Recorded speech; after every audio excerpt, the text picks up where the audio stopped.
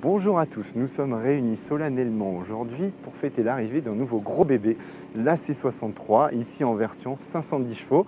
Alors ses ennemis jurés sont venus la saluer sur le circuit de la Ferté-Gaucher, la Lexus RCF et la BMW M4. Vous les connaissez, mais une petite piqûre de rappel s'impose. Je vous emmène tout de suite à bord de la RCF.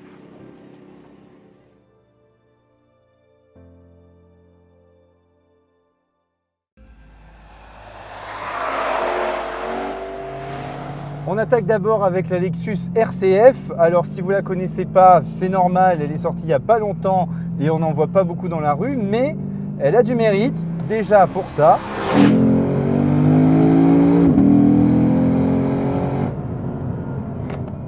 Elle a le seul V8 atmosphérique de la troupe aujourd'hui, qui est agréable, qui a une sonorité assez décalée, très travaillée. Mais globalement, cette auto est une bonne surprise. Lexus a réussi, grâce à un différentiel vectoriel et à différents modes, à la rendre bien équilibrée, à la faire pivoter alors qu'elle est assez lourde. Elle est aussi lourde que la C63. Mais mine de rien, elle a le train avant le plus mordant de la bande.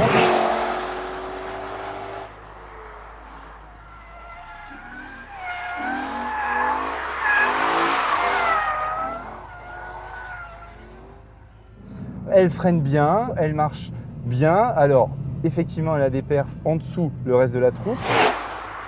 On est quand même au 1000 mètres en 23 secondes 5. Du coup, globalement, cette auto-là est une bonne auto. Elle ferme le classement du jour parce que, effectivement, elle est un peu moins bien en performance et il lui manque ce petit grain de folie que les autres peuvent apporter par bribes. Donc voilà, elle ferme la marche, mais la tête haute. On va voir maintenant ce que ça donne dans la M4.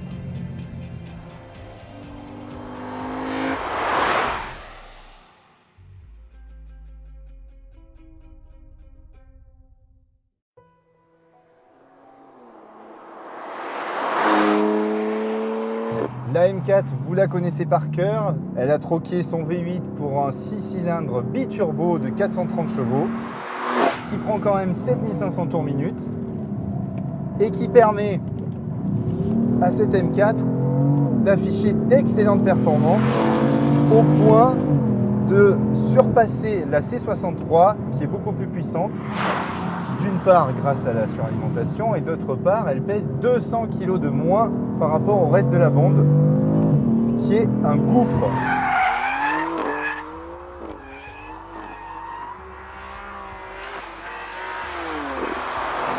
Ça se ressent évidemment en agilité, même si elle a tendance à un petit peu moins bien pivoter par rapport à la Lexus et avoir un corps des réglages un peu soft. Elle pourra avec une version GTS vraiment être très sympa.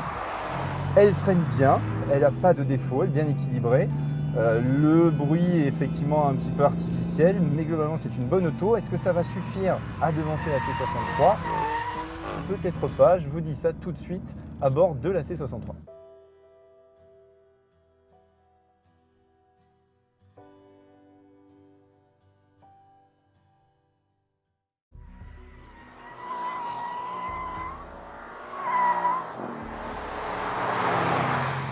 Et voici la star du jour, la C63. On finit en beauté par elle. Alors, cette C63, rassurez-vous, elle est passée au biturbo, mais son moteur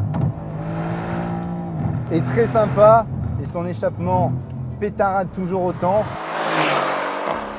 Alors, on regrette un petit peu les envolées du Cylindre 2, mais il y a énormément de couples qui martyrisent le train arrière. Alors oui, elle garde son côté bad boy aussi, qu'on adore, donc une auto très joueuse. Effectivement, elle est encore un peu lourde, donc il faut être patient en entrée pour pas qu'elle s'ouvre et ensuite profiter des joies, si on veut, du survirage. Alors il faut penser à prendre un abonnement avec le manufacturier de pneus et tant qu'à faire aussi avec le pompiste, parce que le défaut aussi de ce modèle, c'est son petit réservoir de berline classique et sa grosse consommation, ce qui fait qu'on a une autonomie un peu réduite. Alors l'autre défaut majeur de ce modèle, c'est les freins. Les freins acier ne sont pas assez efficaces et endurants, globalement pas à la hauteur du tempérament de l'auto. Ça c'est dommage, donc ça force en fait à prendre l'option frein céramique, surtout ne pas hésiter. Alors au final, est-ce qu'elle gagne cette C63 face à la M4?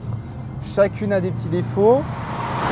Une est plus agile, la M4, plus équilibrée aussi, un peu plus performante, mais les deux se valent là-dessus. Et d'un autre côté, on a une auto au très fort tempérament, très joueuse, alors avec laquelle on prend le plus de plaisir, puisque à Sport Auto on adore le mot plaisir et les sensations, bah c'est la C63, c'est celle avec laquelle on ressort avec le plus large sourire. Donc elle gagne, elle n'est pas parfaite, mais elle est bourrée de charisme et son côté bad boy, on adore.